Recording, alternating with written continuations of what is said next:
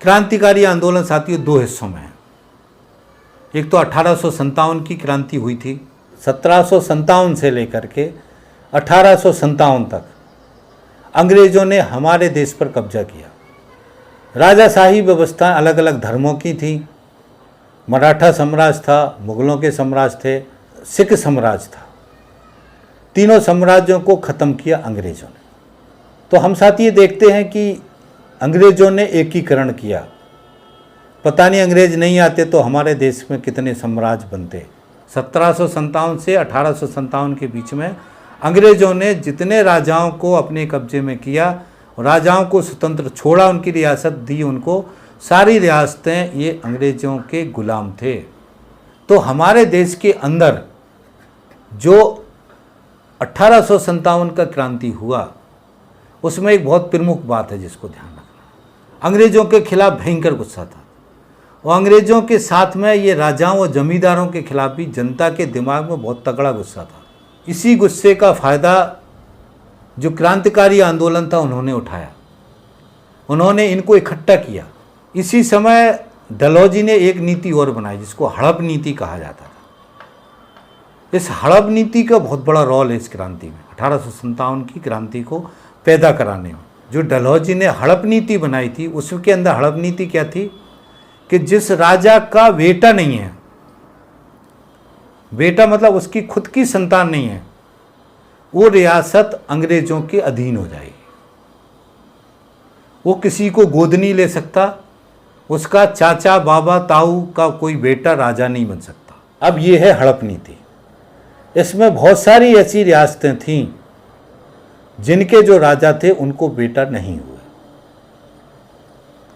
तो अंग्रेज़ों ने इनको अल्टीमेटम दिया कि भैया आपको अगर बेटा नहीं पैदा हुआ तो आपका राज सत्ता नहीं रहेगा।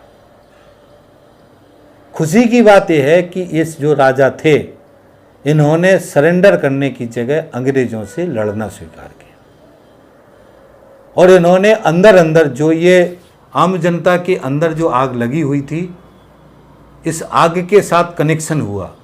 तो 1857 की क्रांति का बीज क्या था? ये हड़प नीति का पॉलिसी था। महारानी लक्ष्मीबाई और इस्वारी बेल्ट में लड़ाई हुआ। तो इस लड़ाई में जो मेरठ का जो सैनिकों का विद्रोह था, मंगल पांडे और सारे लोग थे, ये बहुत पहले से चाहते थे कि इस तरीके से कुछ हो। तो इसका कनेक्शन है। इस कनेक्शन ने उनको बल दिया और वहाँ से जो विद्रोह शुरू हुआ उस पूरे विद्रोह को इन सारी रियासतों ने बल दिया। तो मिला के ये क्रांति हुई। जैसे मैं कह रहा हूँ कि इस क्रांति ने पूरी देश की जनता को एक उम्मीद दी, अंग्रेज़ों के खिलाफ लड़ने का हौसला दिया कि इनके खिलाफ भी लड़ा जा सकता है। मगर इस क्रांति ये सफल नहीं हो सकी। सफल क्यों नहीं हो सकी? क्योंकि इस क्रांति में केवल ये 10 रियासतें लड़ीं, 500 रियासतें अंग्रेज़ों के गोदी में बैठे हुए थे राजा।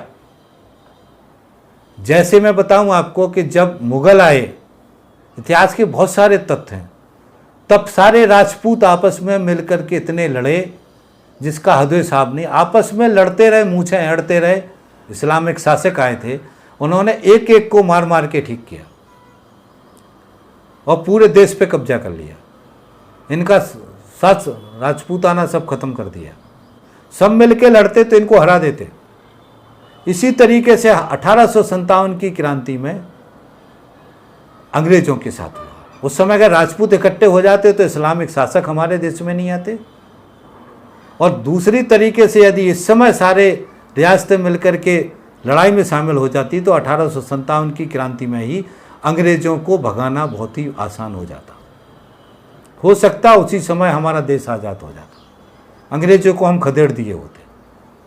तो 1857 की क्रांति जो हुई है, उस क्रांति में ऑलरेडी अंग्रेज़ों को समर्थन किसने दिया, पैसा किसने दिया, संसाधन किसने दिया? इन 500 जो रियासतदार थे, जो बाद में ये सारे बीजेपी कांग्रेस के अभी नेता बन रहे हैं, बड़े भैया भैया फलाने राजा ढिकाने राजा बन रहे हैं। ग्वालियर का जो राजा था उसने अंग्रेज़ों का साथ दिया, उसने इस क्रांतिकारी आंदोलन का साथ नहीं दिया। क्यों नहीं दिया? क्योंकि उसकी रियासत डलहौजी के जो हड़प नीति थी उसके अधीन नहीं आती थी। तो उसने क्या किया, लक्ष्मीबाई ने और इनने सबने जब ये कहा कि आप जो है हमारा समर्थन करो और हमारा सहयोग करो अंग्रेज़ों के साथ लड़ने के लिए, तब उसने मना किया गया। क्योंकि उसको तो लग रहा था कि मेरी रियासत तो जा ही नहीं रही, तुम्हारी जा रही तो मैं क्यों लड़ूं, ये कारण था। और वो जाके जब इन लोगों ने उसके ऊपर हमला कर दिया, उसकी सेना महालक्ष्मी के साथ चली गई, तब वो जाके अंग्रेज़ों से जाके मिले और अंग्रेज़ों के सामने गिड़गिड़ाए। फिर अंग्रेज़ इनके साथ आए और इनने पूरी चापलूसी करके ये सारे क्रांतिकारियों को मरवाया। मेरा एक वीडियो है, आप फिलॉसफी फोल्डर में आप उसको देख लेना, किस तरीके से इन्होंने जितने भी क्रांतिकारी थे, इस पूरे महारानी लक्ष्मीबाई से लेकर के जितने भी लोग थे, सबकी जासूसी करने का, मरवाने का, पूरे इस आंदोलन पे दमन कराने का काम ग्वालियर के राजघराने ने किया। अंग्रेज़ों ने उसका इस्तेमाल किया और उसके लोगों का इस्तेमाल करके इस पूरी क्रांति को कुचल दिया। 1857 की क्रांति खत्म। इसमें हम इसको प्रथम स्वतंत्रता आंदोलन कह सकते हैं। हम इस तरीके से कह रहे हैं कि ये अंग्रेज़ों के विरुद्ध पहला हथियारबंद क्रांतिकारी आंदोलन था, जिस आंदोलन ने देश की जनता को अंग्रेज़ों के खिलाफ लड़ने की मानसिकता तैयार की। और इसमें गद्दारी किसने की, जो देश के राजा थे, जमींदार थे, जो अंग्रेज़ों के साथ थे, जिनकी संख्या 500 से ऊपर थी। और इस क्रांति में लड़ने वाले कितनी रियासतें थी, 10-12 रियासतें थी। ये बात हमको ध्यान रखना है। अब आ जाते हैं आज़ादी के आंदोलन का क्रांतिकारी आंदोलन। 1885 में कांग्रेस बनती है। 1858 में ब्रिटेन की रानी का राज घोषित हो जाता है और जो राजा हैं वो सारे ब्रिटेन की सत्ता के अधीन हो जाते हैं। तो ये जो है अपना ब्रिटेन की रानी की जय जयकार करते हैं। कांग्रेस के अंदर दोनों तरीके के, सब तरीके के लोग शामिल होते हैं। कांग्रेस का जो मंच है, अंग्रेज़ों ने स्पेस दिया ताकि लोग अपनी जो मुद्दा है, बात है वो, मगर कांग्रेस की बात मानना है ये अंग्रेज़ों के लिए ज़रूरी नहीं था। मगर कांग्रेस अपना बात रखना है तो कांग्रेस का हर साल मीटिंग करते थे और एक एजेंडा बना के अंग्रेज़ों को देते थे। हिंदू राष्ट्र वाले लोग भी शामिल हो गए। तो उसमें फिर एक गर्म दल हो गया, एक नरम दल हो गया। नरम दल कांग्रेस के लोग थे जो बातचीत से रास्ता निकालना चाहते थे और जो लड़ाई करके अंग्रेज़ों को हटाना चाहते थे और हिंदू राष्ट्र कायम करना चाहते थे। ये धारा महाराष्ट्र से शुरू होती है, ये धारा बंगाल तक जाती है। बंगाल और महाराष्ट्र में जो धारा बनती है, जिस धारा में सावरकर शामिल होते हैं, और इसकी शुरुआत होती है चापेकर बंधुओं से। चापेकर बंधु हिंदू धर्म की विचारधारा से ओतप्रोत थे। तो दोनों धाराएं क्रांतिकारी धाराएं थी, ये ध्यान रखना है। दोनों क्रांतिकारी धाराओं का लक्ष्य अलग अलग था, मगर दोनों का सामूहिक लक्ष्य क्या था, अंग्रेज़ों को हटाना। पहले क्रांतिकारी आंदोलन में दोनों धाराओं के लोग शामिल थे। महाराष्ट्र का जो क्रांतिकारी आंदोलन था, जो धर्म से ओतप्रोत थी, जिस धारा में हिंदू राष्ट्र बनाने का, भारत माता के कॉन्सेप्ट से, क्योंकि उस समय तक सावरकर का विचारधारा तो नहीं था, मगर जो सारे लोग थे ये हिंदू राष्ट्र और नस्ल से, धर्म से राष्ट्र बनाना, इसकी समझ पहले से थी ये। तो इस धारा के जो लोग थे, ये धारा के लोग क्रांतिकारियों को पैदा करते थे लड़ने के लिए, जो वहाँ पे बंगाल के क्रांतिकारी आंदोलन में और महाराष्ट्र के क्रांतिकारी आंदोलन में प्रमुख भूमिका थी। ये जो है उसी आंदोलन में सावरकर पैदा होते हैं और सावरकर जैसे ही वहाँ जाते हैं ब्रिटेन, और उसके बाद से जब उनके ऊपर आरोप लगता है, यहाँ जैसे हमला होता है, और जब वो उनके ऊपर मुकदमा चलता है, और मैं उस डिटेल में नहीं जा रहा हूँ, हिस्ट्री मैंने अगले वीडियो में समझाई। उसके बाद से सावरकर को जैसे ही भारत देश में लेके आते हैं और उनको काला पानी की सज़ा होती है। उसके बाद से ये क्रांतिकारी आंदोलन जो धर्म से ओतप्रोत था, चाहे महाराष्ट्र का था और चाहे बंगाल का था, ये क्रांतिकारी आंदोलन धीरे धीरे करके शिथिल हो जाता। और इस क्रांतिकारी आंदोलन में जो समाजवादी विचारधारा वाला आंदोलन है वो बहुत तेज़ी से आगे बढ़ता है। 1906 के बाद जो अंग्रेज़ों का दमन होता है और बहुत सारे क्रांतिकारी इस दमन के कारण से दुनिया के दूसरे देशों में जाते हैं, और 2006 से लेकर 2010-11 तक जो दुनिया के देशों में जाते हैं वहाँ पे गदर पार्टी बनती है क्रांतिकारी।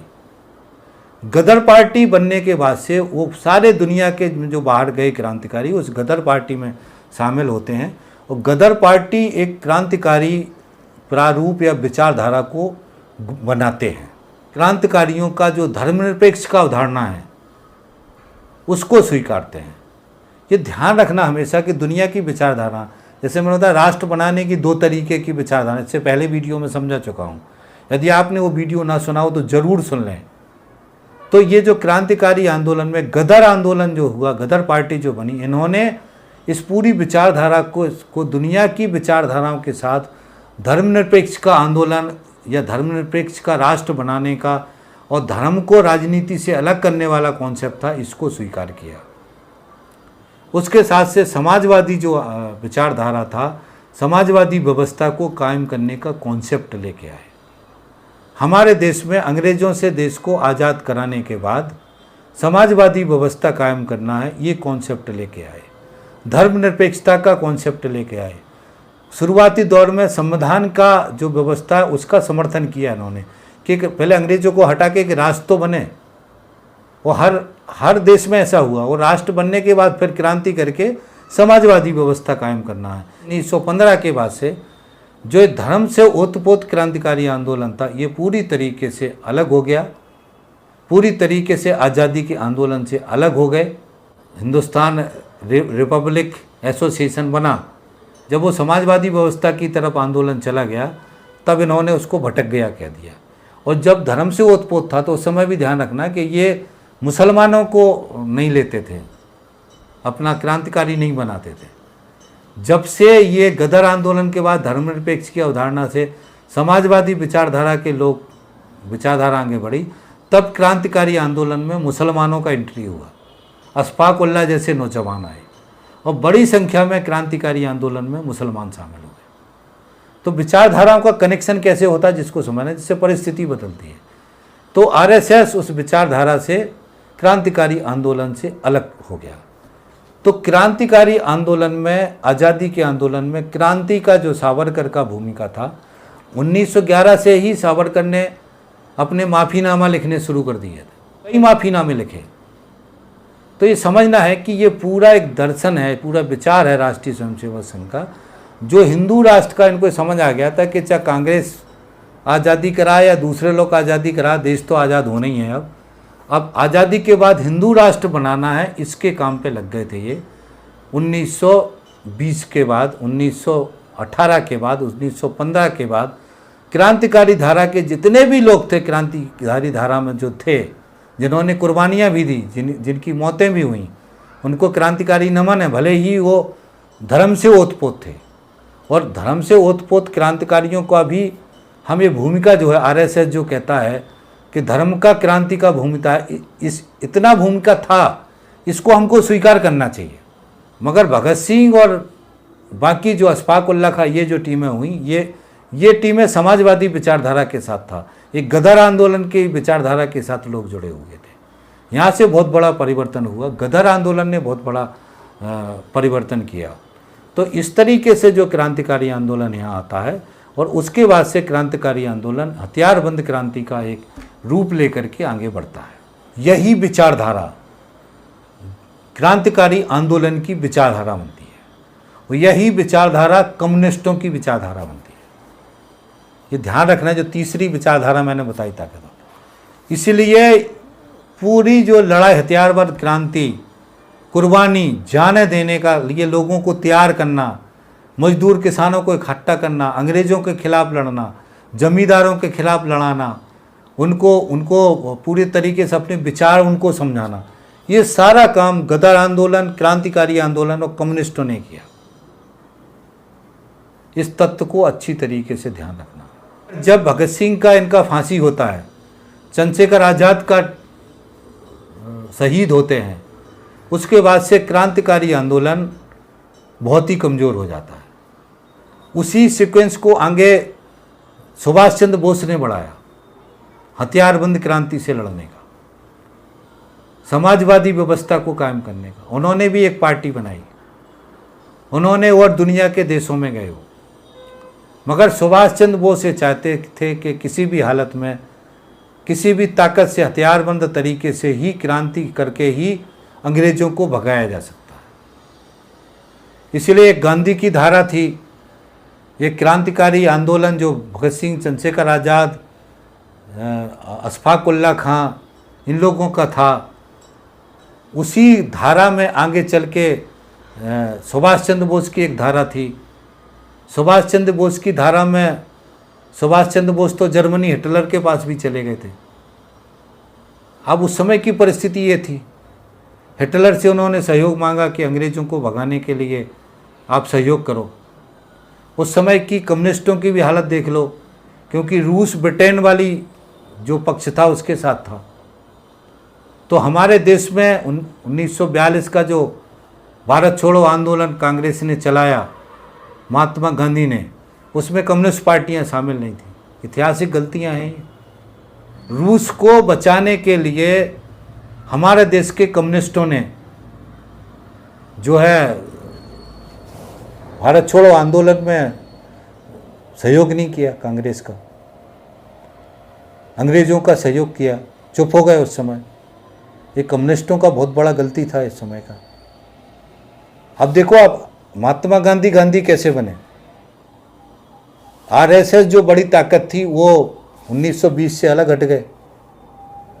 जो क्रांतिकारी थे, जो पूरी ताकतवर रूप में लड़ रहे थे, मेन लोगों को अंग्रेजों ने ख़त्म कर दिया। उसके अलावा कांग्रेस ने भी क्रांतिकारियों का समर्थन नहीं किया, तो क्रांतिकारियों को अंग्रेजों ने ख़त्म कर दिया। उसके बाद से फिर महात्मा गांधी का आगे बढ़े।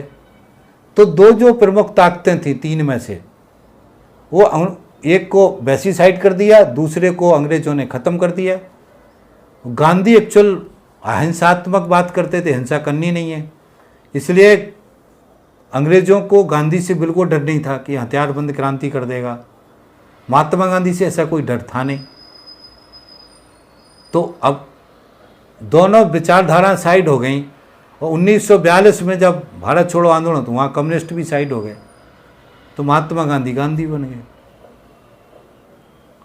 तब कि अंग्रेज़ों को भगाने का जो ताकत था वो हथियारबंद क्रांति ही थी, जिसको अंग्रेज कंट्रोल नहीं कर पा रहे थे, जिससे अंग्रेज डर रहे थे।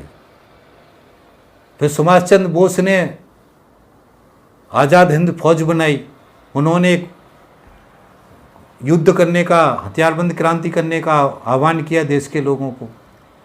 उसी समय अंग्रेजों ने सरेंडर कर दिया, गांधी को, देश को आज़ाद कर दिया उन्होंने। तो ये आंदोलन का विकास क्रम लोगों को ध्यान रखना है।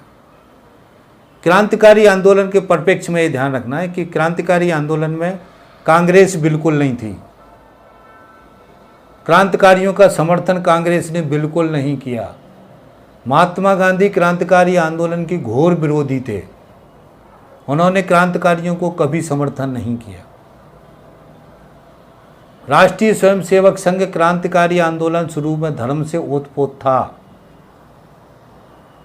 सावरकर उसी धर्म से ओतप्रोत वाली क्रांति वाली धारा से बाहर निकले थे, मगर सावरकर जैसे ही पकड़े गए वैसे ही जेल में गए। उन्होंने ये तय कर लिया कि अब देश तो आज़ाद होना ही है, अब हमको हिंदू राष्ट्र बनाने का दिमाग लगाना है। तो अंग्रेज़ों का धन्यवाद किया उन्होंने, फिर सरेंडर किया और जेल में बैठ के हिंदुत्व का दर्शन लिखा। उसके बाद से आरएसएस ने देश के लोगों को हिंदू राष्ट्र बनाने के लिए लोगों को मोबिलाइज किया 1925 से। उसके पहले सावरकर ने पूरा ये हिंदुत्व का दर्शन दिया। गोलवलकर ने पूरी आरएसएस के थ्रू नस्ली चेतना जगाने के लिए राम मंदिर का मुद्दा बनाया, वो मैं आगे आपको बता दूंगा। तो ये विचारधाराओं का कनेक्शन है जिसको अच्छी तरीके से हमारे साथियों को ध्यान रखना है। इसके साथ में आगे आंदोलन, क्रांतिकारी आंदोलन ख़त्म हुआ आज़ादी के आंदोलन के बाद। फिर जो कम्युनिस्ट पार्टियां थीं वो जो राजनीति में आई, कम्युनिस्ट पार्टियों के अंदर भी फिर वैचारिक भटकाव हुए। आपस में 1964 में ये आपस में दो हिस्सों में बट गई। फिर 67 में एक हथियारबंद क्रांति का नक्सलवादी ग्रुप बन गया, माओवादी ग्रुप बन गया, जो चीन के आधार पे, माओ के आधार पे 1949 में जो हथियारबंद क्रांति, उस तरीके से क्रांति करने का कोशिश किया, जो क्रांति नहीं हो पाई, विफल कर दिया सरकार ने। उसके बाद से नक्सलवादी आंदोलन अभी भी चल रहा है। अभी की परिस्थिति अलग बदल गई है। तो ये पूरा विकास क्रम है। आज़ादी के आंदोलन की यदि हम बात करते हैं तो उस आज़ादी के आंदोलन में, क्रांतिकारी आंदोलन में जो भूमिका थी, वो प्रमुख भूमिका समाजवादी विचारधारा, कम्युनिस्ट विचारधारा, कम्युनिस्ट आंदोलन, कम्युनिस्ट पार्टियां, इन्हीं लोगों का प्रमुख रोल था जो दुनिया की धर्मनिरपेक्षता की अवधारणा के साथ जुड़कर क्रांति करना चाहते थे। कांग्रेस में कम्युनिस्टों में क्या फ़र्क था, फिर से मैं बोल देता हूँ। कांग्रेस उस विचारधारा के, धर्मनिरपेक्षता के कॉन्सेप्ट के साथ में पूंजीवादी व्यवस्था कायम करना चाहते थे।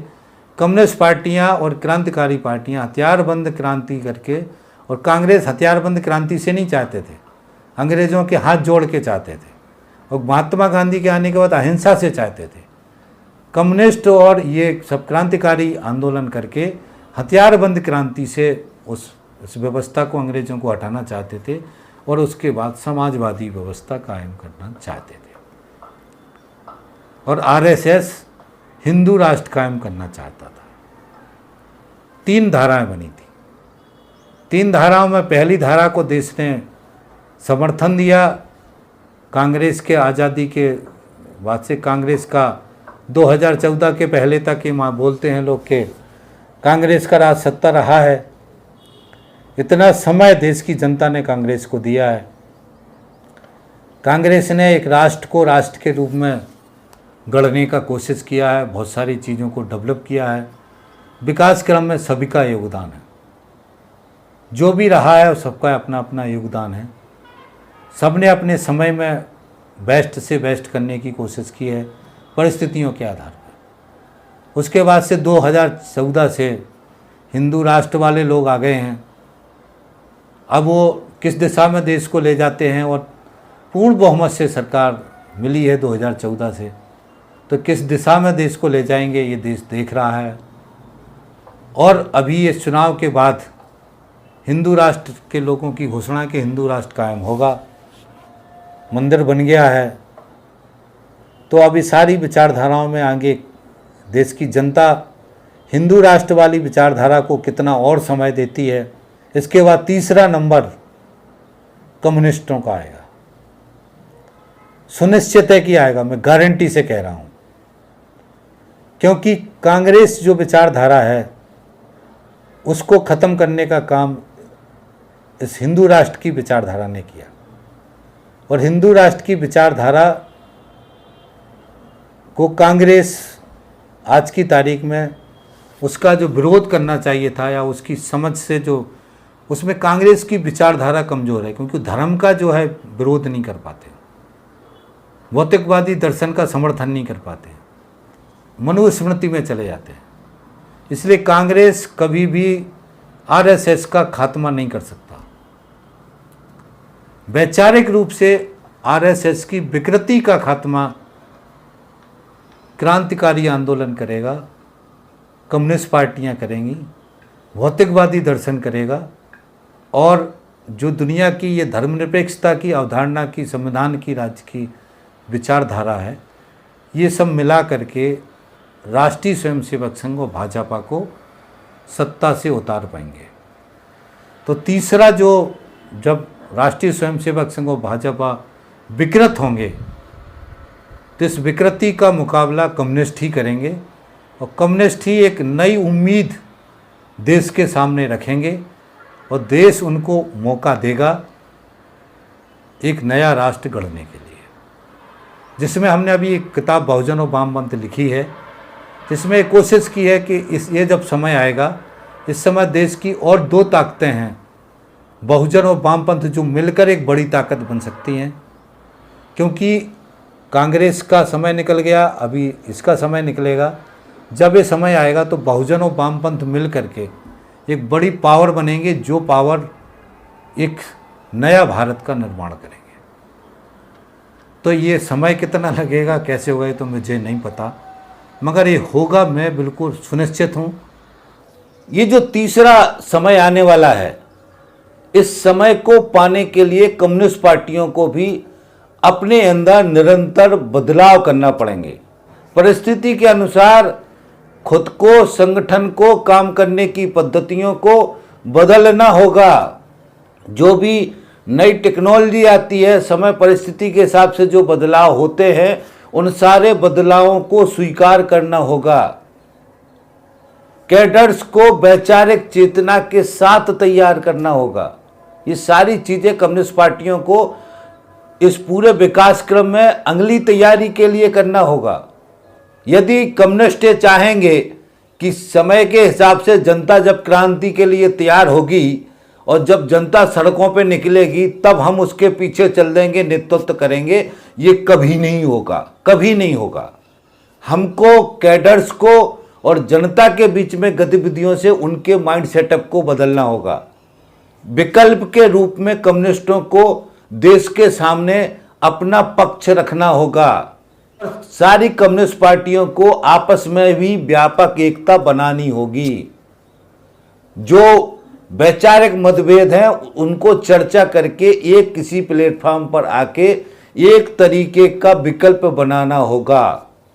ये आपस में जो गरियाने का काम चलता है, एक दूसरे को नीचा दिखाने का काम करता है, इससे बहुत बड़ा कन्फ्यूजन है देश की जनता को, और ये बहुत बड़ी विकृति है कम्युनिस्ट पार्टियों के अंदर, जिसका खामियाजा पूरा भौतिकवादी दर्शन और कम्युनिस्ट मूवमेंट को भुगतना पड़ रहा है। मेहनत कश वर्ग की एक व्यापक एकता कायम करने का विचार सामने लाना होगा। तो ये सारी चीजें कंडीशन के रूप में हैं कम्युनिस्ट पार्टियों के लिए, कम्युनिस्टों के लिए, समाजवादियों के लिए, जो समाजवादी व्यवस्था कायम करना चाहते हैं। तभी जाकर के अगला मौका कम्युनिस्टों को मिलेगा और कम्युनिस्ट इस मौके से पूरा एक नए भारत का निर्माण करेंगे, ये बिल्कुल सुनिश्चित है। यदि ये सारे परिवर्तन नहीं किए, समय के हिसाब से अपने आप को नहीं बदला, तो ये मान के चलिए ये मौका कम्युनिस्ट भी खो देंगे। फिर पता नहीं कौन इस मौके को भुनाएगा, मगर ये क्लियर है कि राष्ट्रीय स्वयंसेवक संघ की नस्लीय चेतना का जो पूरा उभार है, एकदम ये टूटेगा, ये टूटेगा, ये बिल्कुल सुनिश्चित है। हमने हिटलर और मुसोलिनी को देखा, किस तरीके से उनका हत्या हुआ और मुश्किल से 20 साल 25 साल में ही खत्म हो गए हो। तो ये खत्म होगा जो हमारे देश में चल रहा है, ये भी बिल्कुल सुनिश्चित है। तो ये साथियों वैचारिक तथ्य हैं जिनको कम्युनिस्ट पार्टियों को, कम्युनिस्ट विचारधारा के जो बुद्धिजीवी हैं, उनको इस बात को अच्छी तरीके से ध्यान रखना होगा और लीडरशिप को और पार्टियों को इस हिसाब से अपनी आगे की तैयारी करना होगी।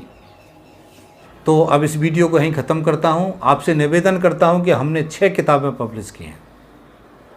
राजनीति पहली किताब है, राज करने की नीति दूसरी किताब है, विचारधाराएं तीसरी किताब है, संगठन आत्म आलोचनात्मक सिद्धांत चौथी किताब है, वैचारिक एकता का आधार 5वीं किताब है और बहुजन और वामपंथ 6वीं किताब है। 2 किताबें और बहुत जल्दी पब्लिश होने वाली हैं। एक किताब ट्रेड यूनियन मूवमेंट पर है, वर्तमान में जो बच्चे नौजवान छात्र नौजवान पढ़ रहे हैं उनका वर्तमान और भविष्य कैसा होगा, क्या क्या चुनौतियां हैं, उसके ऊपर है। दूसरा जो किसानों के ऊपर है कि खेती का वर्तमान कैसा है, वो आगे भविष्य कैसा होगा, क्या क्या चुनौतियां आएंगी। बहुत ही महत्वपूर्ण दोनों किताबें बहुत जल्दी जो है पब्लिश होने वाली हैं। हमारे यूट्यूब पे चैनल है जिसको आप सब्सक्राइब कर लें। प्ले लिस्ट में जहाँ बहुत सारे अलग अलग फोल्डर हैं जिसमें बहुत सारी जानकारी है, जिन वीडियो को आप अपनी नॉलेज बढ़ाने के लिए सुन सकते हैं। और हमारे वीडियो को लाइक ज़रूर करें और चैनल को सब्सक्राइब करें, वीडियो को ज़्यादा से ज़्यादा शेयर करवाने में सहयोग करें। अगले वीडियो में बहुत ही जल्दी मिलेंगे साथियों। थैंक यू साथी, धन्यवाद, थैंक्स। मिलते हैं अगले वीडियो में। थैंक्स।